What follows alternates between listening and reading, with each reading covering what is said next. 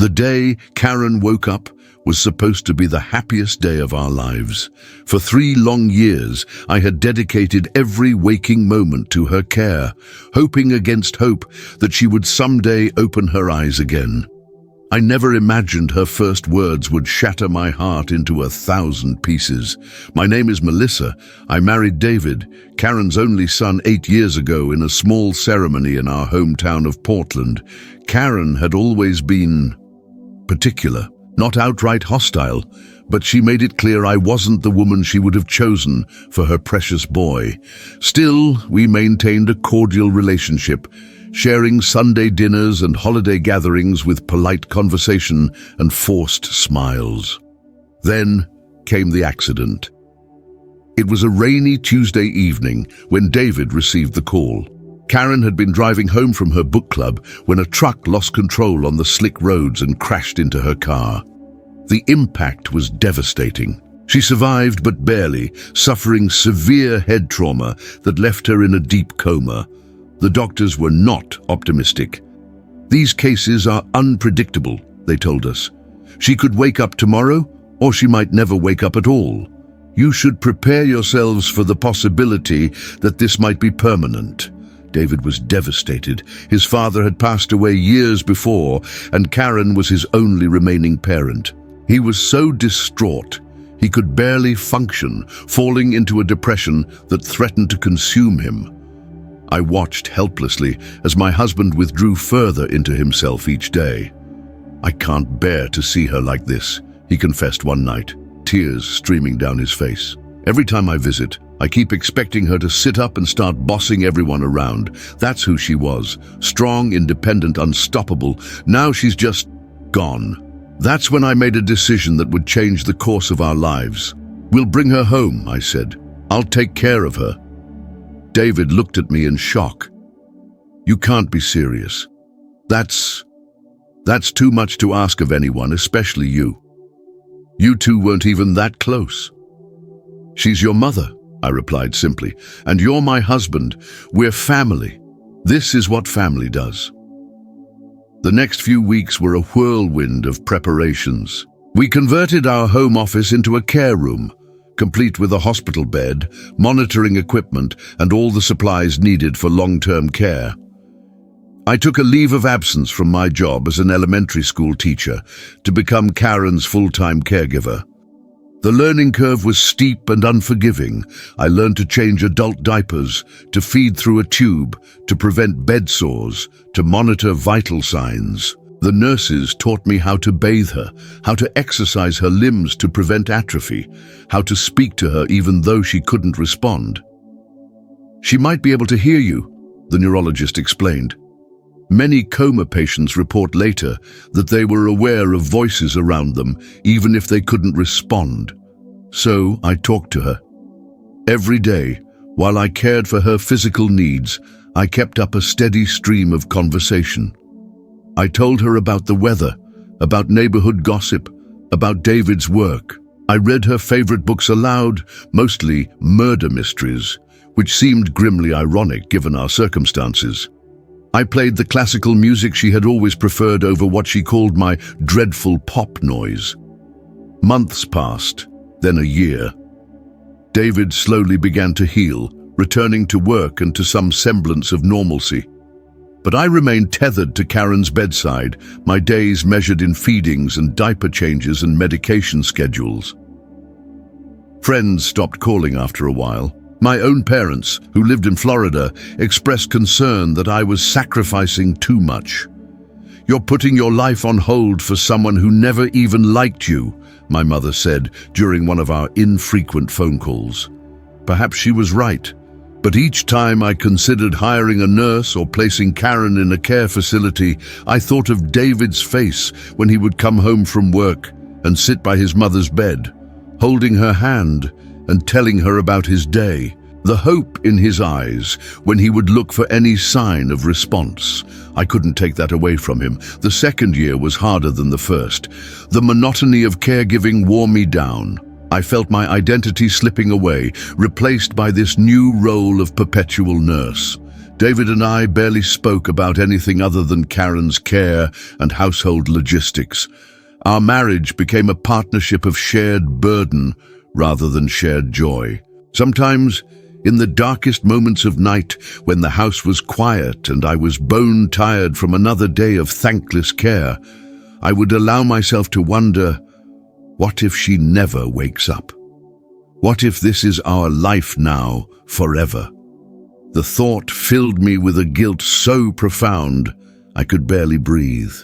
By the third year, I had settled into a rhythm. Wake up, care for Karen, steal a few moments for myself when the home health aide came for her 4-hour shift 3 times a week, then back to caregiving until I collapsed into bed beside my exhausted husband. We rarely touched anymore. The strain had taken its toll on our intimacy, on our connection. Then came the small changes. A finger twitch here, an altered breathing pattern there. The neurologist cautioned us against getting our hopes up, but it was impossible not to feel a spark of optimism. Brain activity is increasing, he confirmed after a series of tests. It's subtle, but it's there. This could be the beginning of emergence, or it could be nothing. Only time will tell. David was ecstatic. He started spending more time at home, sitting by his mother's bedside for hours, talking to her, urging her to wake up. I watched his renewed energy with mixed emotions. Joy for his hope, fear of disappointment, and a tiny, shameful spark of resentment that after 3 years of my constant care, she might wake up for him and not for me. It happened on a Sunday morning. I was alone with Karen, David having gone for his weekly run, the one piece of normalcy he had maintained throughout this ordeal. I was changing her bed linens, carefully rolling her from side to side as I had done thousands of times before.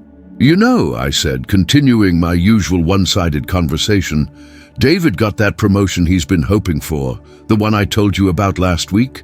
He's going to be managing the entire department now. You'd be so proud. He works so hard, just like you always did." I was tucking the fresh sheet under the mattress when I heard it, a sound so unexpected I nearly jumped out of my skin. A raspy, weak voice, barely audible. "Water." I froze, certain I had imagined it. But when I looked up, Karen's eyes were open. Not the vacant stare I had grown accustomed to during her coma, but alert, focused eyes that were looking directly at me. "Karen," my voice trembled. "Can you hear me?" She blinked slowly, deliberately. "Water," she repeated, her voice a harsh whisper after years of disuse. My hands shook as I reached for the cup with the special straw we had always kept ready, just in case. I held it to her lips, helping her take tiny sips. Tears streamed down my face as I fumbled for my phone to call David. "David," I sobbed when he answered. "She's awake. Your mom is awake." I heard his sharp intake of breath, followed by the sound of running footsteps. "I'm coming home," he said, his voice breaking. "Don't move, I'll be there in 5 minutes." I turned back to Karen, whose eyes were still fixed on me with an intensity that was almost uncomfortable. "David's on his way," I told her, smiling through my tears. "He's going to be so happy. We've been waiting for this moment for so long." Karen's cracked lips moved again. I leaned closer to hear her. "Why?" she whispered. "Why what, Karen?" I asked gently, thinking she might be confused after so long unconscious. Her next words froze the blood in my veins. "Why are you still here?" she rasped. "Should have been you in this bed, not me." I recoiled as if slapped. "What?" "My son," she continued, each word clearly painful for her to articulate, "deserved better, always did." Before I could respond, I heard the front door burst open and David's footsteps pounding down the hallway. He appeared in the doorway, breathless, his face alight with a joy I hadn't seen in years. "Mom?" he gasped, pushing past me to reach her bedside. Karen's face transformed at the sight of her son. The coldness in her eyes melted away, replaced by a warmth and love that had never been directed at me. "My boy," she whispered, reaching a weak hand toward him. As David embraced his mother, sobbing with relief, I stood frozen in place, her words echoing in my mind. 3 years of sacrifice, 3 years of putting my life, my career, my marriage on hold, 3 years of intimate, exhausting care.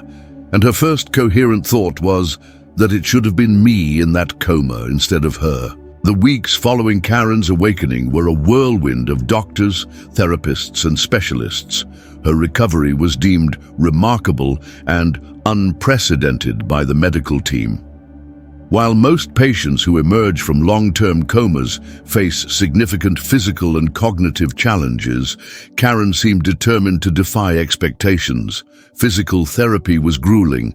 I knew because I was there for every session. Despite her apparent disdain for me, I remained her primary caregiver. The cruel words she had spoken when she first woke up hung between us like an invisible wall, never acknowledged but impossible to forget. David, of course, knew nothing of what his mother had said to me. How could I tell him? He was overjoyed to have her back, spending every moment he could at her side, encouraging her through each small victory. The first time she sat up unassisted, the first steps with a walker, the first solid meal. "It's a miracle," he kept saying, his eyes bright with happiness. "I never thought we'd get her back." I smiled and nodded, but inside I was drowning in a sea of conflicting emotions. Relief that our lives might finally return to some version of normal. Resentment that my years of sacrifice had been met with such cruelty, and guilt. Endless, crushing guilt, because sometimes, in my darkest moments, I had wished she would never wake up. Karen, for her part, had developed a fascinating ability to maintain 2 entirely different personas. When David was present, she was grateful, sweet, even occasionally acknowledging my contributions to her care with a stiff thank you that never reached her eyes. But when we were alone, the mask would slip. "You think he'll stay with you once I'm better?" she asked me one afternoon as I helped her with her exercises, her voice low and venomous. "Once I'm back in my own home, things will go back to how they should be. David will come to his senses." I focused on helping her bend her knee, counting repetitions. "Your recovery is what matters now, Karen.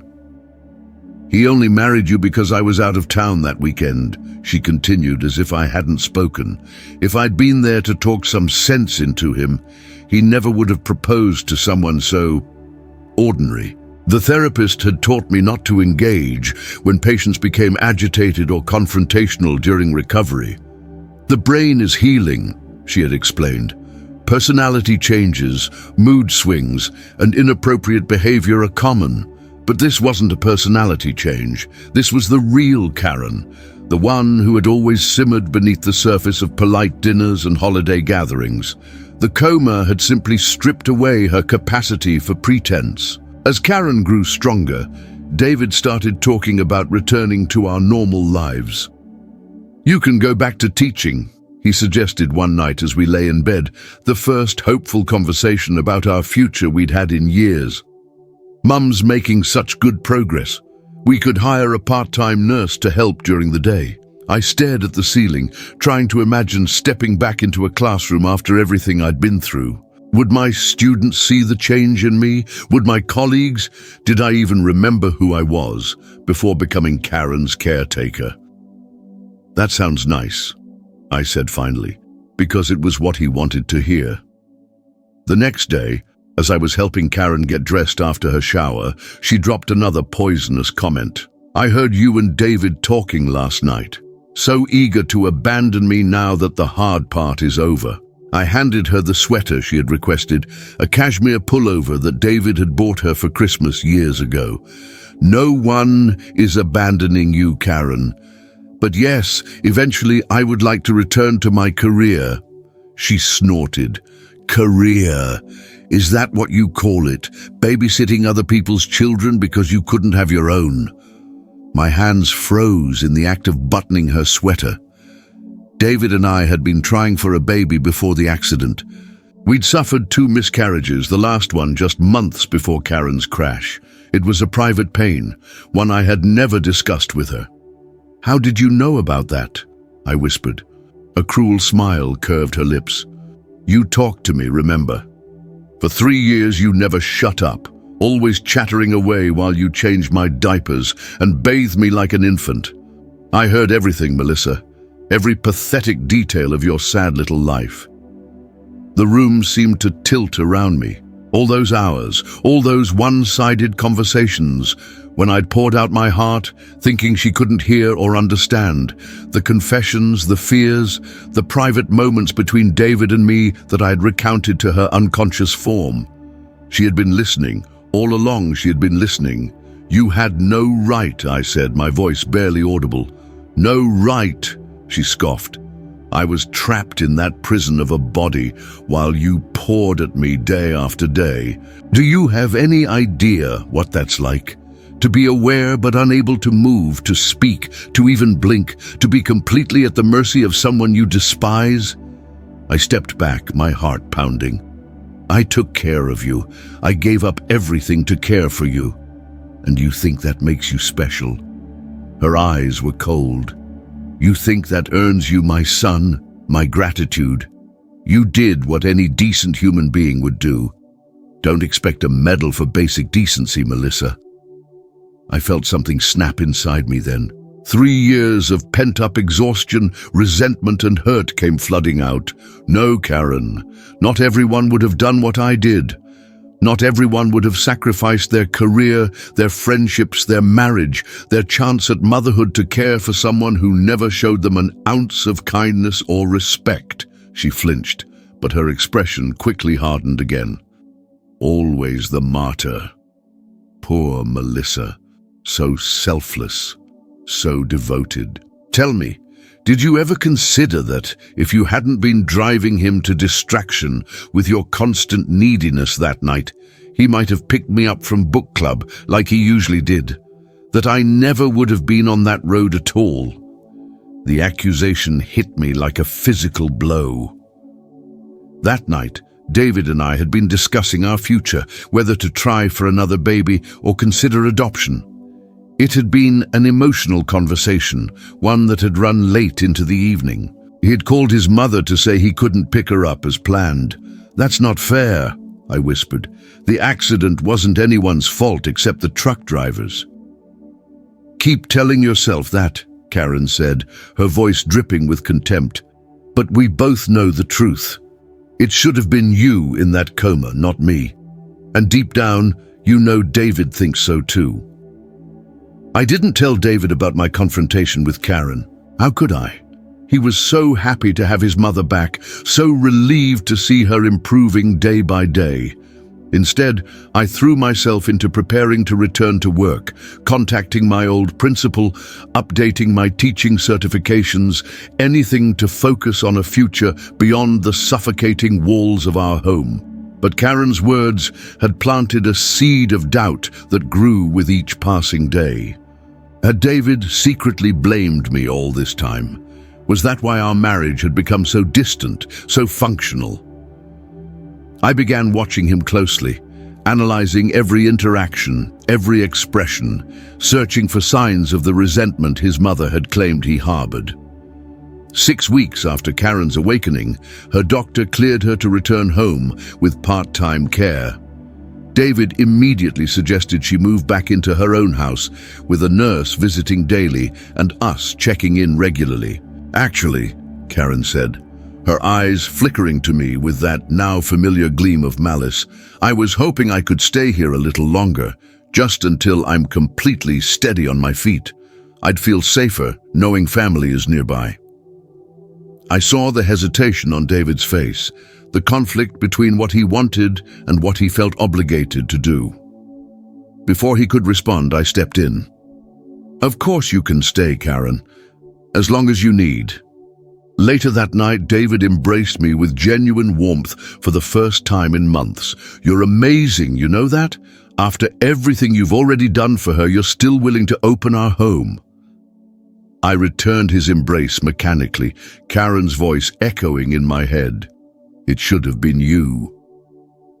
The next day, I returned to the elementary school where I had once taught, interviewing for an opening in the second grade classroom. The principal, an old friend, was sympathetic to my situation. "The position is yours if you want it, Melissa," she said. "The kids would be lucky to have you, but are you sure you're ready after everything you've been through?" Was I ready? I had no idea. But I knew I needed something, anything, that was mine alone, untouched by Karen's poisonous influence. "I'm ready," I assured her. "More than ready." I accepted the position, starting the following Monday. For the first time in 3 years, I had something to look forward to, a purpose beyond caregiving and walking on eggshells around my mother-in-law. When I shared the news with David over dinner, his face lit up with genuine happiness. "That's wonderful. I know how much you've missed teaching." Karen, sitting across from me at the table she had insisted we move her to, despite the difficulty of the transfer, merely smiled thinly. "How nice. I suppose I'll be alone most of the day then." "I've arranged for a home health aide to be here while Melissa's at work," David explained. "Mrs. Patterson has excellent references and—" "A stranger?" Karen interrupted, her voice rising with manufactured distress. "You're going to leave me with a stranger after everything I've been through?" David's expression fell. "Mom, Melissa has put her life on hold for 3 years. She deserves—" "Of course she does," Karen cut in, her eyes filling with tears that I knew were as false as her concerned tone. "I'm not saying she shouldn't go back to work. I thought perhaps we could work out a different arrangement." I set down my fork, suddenly losing my appetite. "What did you have in mind, Karen?" Her gaze shifted to David, ignoring me completely. "I thought perhaps you could work from home a few days a week, just until I'm more comfortable with the idea of new people in the house." I watched as David's face transformed, the joy of moments before replaced by the familiar weight of obligation and guilt. 3 years of that expression, of watching him torn between his wife and his mother. 3 years of always choosing his mother's needs first. Something inside me hardened. "Actually," I said, my voice steady despite the pounding of my heart, "I've already accepted the position. Full-time." Both of them turned to look at me, David in surprise, Karen in cold anger. "Mrs. Patterson comes highly recommended," I continued. "She's worked with coma recovery patients before. She'll take excellent care of you, Karen." "Melissa," David began, his tone cautious, "maybe we should discuss—" "No." The firmness of my voice surprised even me. "There's nothing to discuss. I've given 3 years of my life to Karen's care. I've changed her diapers, bathed her, fed her, exercised her limbs, read to her, talked to her when there was no response. I've done everything humanly possible to care for her." Karen's eyes narrowed. "And now you've decided you've done enough? That's very convenient timing now that I'm awake and can report on your methods." The implication was clear and deliberately cruel. She was suggesting I had mistreated her during her coma, now conveniently abandoning her care before she could expose me. David looked between us, confusion evident on his face. "What are you talking about, Mom?" This was the moment to tell him everything. The cruel words when she first woke up, the constant undermining, the poisonous suggestions that I was somehow responsible for her accident. But looking at his face, seeing the conflict and pain already there, I couldn't do it. I couldn't be the one to destroy his joy at having his mother back. Instead, I stood up from the table. "I'm going for a walk. I need some air." Outside, the cool evening breeze helped clear my head. I walked aimlessly through our neighborhood, past houses where families were having dinner, watching TV, living normal lives untouched by the kind of ordeal we had endured. Had our marriage been strong enough before the accident? Would it have withstood any major crisis? Or was this particular one, the one that placed his mother between us like a wedge, uniquely designed to drive us apart? By the time I returned home, I had made a decision. David was sitting alone in the living room, Karen having already been helped to bed by the night nurse who came 3 evenings a week. "We need to talk," I said quietly, sitting across from him rather than beside him. He looked up, his expression guarded. "About what happened at dinner?" "About everything." I took a deep breath. "David, I can't do this anymore. Not with your mother in our home." His face fell. "Melissa, I know it's a lot to ask, but it's only temporary. Once she's stronger..." "It's not about her physical needs," I interrupted. "It's about what this situation is doing to us, to our marriage. 3 years, David.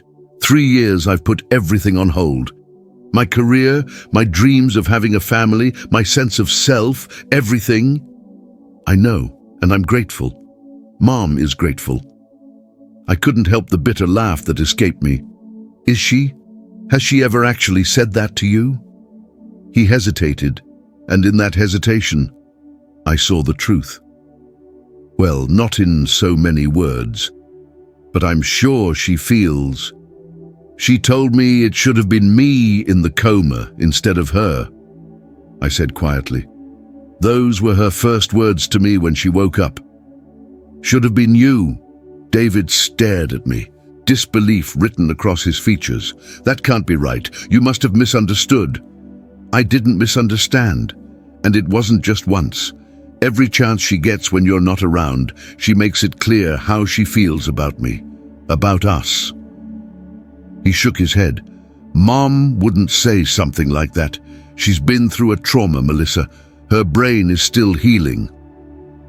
There it was. The instinctive defense, the refusal to believe his mother could be so deliberately cruel. I had expected it, but it still hurt. "David," I said gently, "I love you. I have always loved you. But I can't live like this anymore. Either Karen moves back to her own home with professional care, or I need to find somewhere else to stay for a while." His expression hardened. "You're giving me an ultimatum after everything we've been through?" "I'm trying to save what's left of our marriage," I countered, "and maybe what's left of me." We argued late into the night, going in circles, neither willing to concede. Eventually, exhausted and heartsick, I packed a small bag and called a friend who had never stopped reaching out, even when I had no time to return her calls during those 3 endless years of caregiving. As I stood at the door, bag in hand, David made one last plea. "Please don't do this. We can work it out." I looked at him, really looked at him, for the first time in years. The man I had fallen in love with was still there, somewhere beneath the layers of guilt and obligation. But until he was ready to see the truth about his mother, about what our lives had become, we would remain trapped in this destructive pattern. "I'll call you tomorrow," I promised. "But I need some space to think, and so do you." As I drove to my friend's house, a strange sense of lightness overcame me. For 3 years, I had been defined by my role as Karen's caregiver. I'd lost myself in the endless routine of meeting someone else's needs while neglecting my own. The guilt of walking away was still there, but alongside it was something I hadn't felt in a very long time: hope. My phone rang as I pulled into my friend's driveway. David's name flashed on the screen. I hesitated, then answered. "I talked to Mom," he said, his voice strained. "I asked her about what you said." I held my breath, waiting. "She admitted it," he continued, disbelief evident in his tone. "She actually said those things to you, and worse." "I'm sorry," I said softly. "I didn't want to hurt you with the truth." There was a long pause. "No, I'm sorry. Sorry I didn't see what was happening. Sorry I didn't protect you from her cruelty after everything you've done for her, for us." It wasn't a resolution. Not yet. There were still hard conversations ahead, difficult decisions to be made. But it was a start, an acknowledgement of the truth that had been buried beneath years of sacrifice and silent suffering. "Come home," David said. "Not for her, but for us. We'll figure this out together." I thought about the classroom waiting for me on Monday morning, about the chance to reclaim my identity beyond being a caregiver, about the possibility of rebuilding what had been broken between David and me. "I'll come home," I agreed. "But things have to change, David. Really change." "They will," he promised, starting with Mom moving back to her own house. Tonight.